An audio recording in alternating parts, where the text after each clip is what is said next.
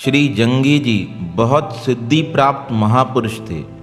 एक बार तीर्थाटन व भक्ति प्रचारक भ्रमण करते हुए वह एक विरक्त साधु के स्थान पर पहुँचे। वह स्थानधारी संत बड़े चिंतित थे। उसका कारण यह था, उनका स्थान एक यवन किले के पास था। वह यवन अधिकारी किले का विस्तार कराना चाहते थे। अतः उन्होंने स्थानधारी संत से कहा, तुम इस स्थान को छोड़ दो, कहीं दूसरी जगह जाकर रहो।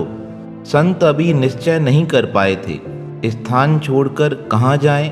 अपनी इस चिंता को वह श्री जंगी जी को सुना ही रहे थे।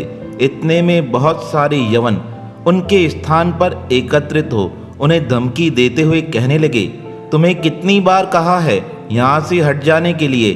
आज हम तुम्हें यहाँ से हटाकर रहेंगे, तुम यहाँ से और कहीं चले जाओ।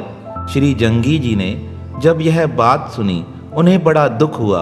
वह यवनों को समझाते हुए कहने लगे, अरे तुम संतों महापुरुषों को इस प्रकार परेशान क्यों करते हो। तुम बार बार आते हो, कहते हो यह स्थान छोड़कर कहीं और चले जाएं। अरे यह महापुरुषों का स्थान है, तुम महापुरुषों को अपने स्थान से हटाओगे, तुम्हें बड़ा दुख झेलना पड़ेगा। पर यवन अधिकारी बड़े अभिमानी थे। वह जंगी जी को देखकर कहने लगे, हम इन्हें हजारों बार कह चुके हैं यह स्थान खाली कर दो। तब श्री जंगी जी ने बड़े प्रेम से कहा, यह संत स्थान खाली करने को तैयार हैं, पर पहले तुम यह बताओ इन्हें दूसरा स्थान कहाँ देने वाले हो। जब तक तुम इन्हें दूसरा स्थान नहीं दोगे, यह महापुरुष यह स्थान खाली करके और कहीं नहीं जाएंगे।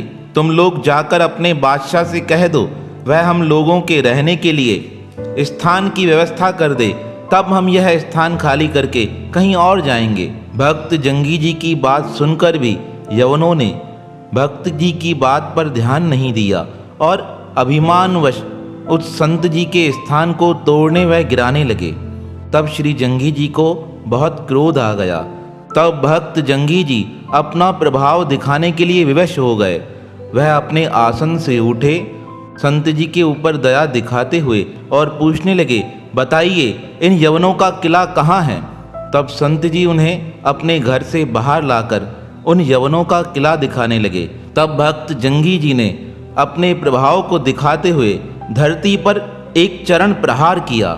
जैसे ही उन्होंने अपना पैर जमीन पर पटका, कहते हैं यवनों के किले की एक दीवार ढह गई। जब यवन सैनिकों ने देखा कि भक्त के जोर से प्रहार करने पर हमारे किले की दीवार ढह गई है, वह भयभीत हो गए। वह दौड़ते हुए संतों के चरणों में आ क्षमा मांगते हुए कहने लगे, हमें क्षमा कीजिए।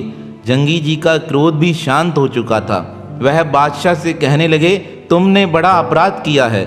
तुमने अकारण ही संतों को परेशान करने का प्रयास किया है। यह तो बड़े दयालु हैं, यह तुम्हें कहाँ परेशान करते हैं। तुम लालचवश अपने किले का विस्तार कराना चाहते हो। तुम्हें जहाँ चाहिए जा सकते हो, पर संतों को बिना कारण उठाकर यहाँ से अन्यत्र भेजने का कारण क्या है।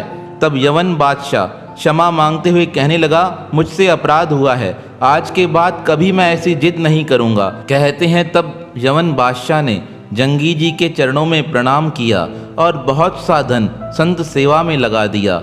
इस प्रकार भक्त जंगी जी ने संतों व संतों के स्थान की सुरक्षा कर दी। तो भक्त जंगी जी जैसे महापुरुष अकारण ही क्रोध नहीं करते हैं। वह क्रोध भी करते हैं तो उसमें जीवों का भला हो जाता है। और महापुरुष ऐसे चमत्कार अपनी प्रसिद्धि के लिए नहीं करते हैं, वह तो जीवों के कल्याण के लिए जो भी कार्य करते हैं वह चमत्कार रूप हो जाता है। तो ऐसे भक्त वसल भगवान और उनके भक्त जंगी जैसे महापुरुषों के पावन चरणों में हमारा बारंबार प्रणाम है, प्रणाम है, प्रणाम है।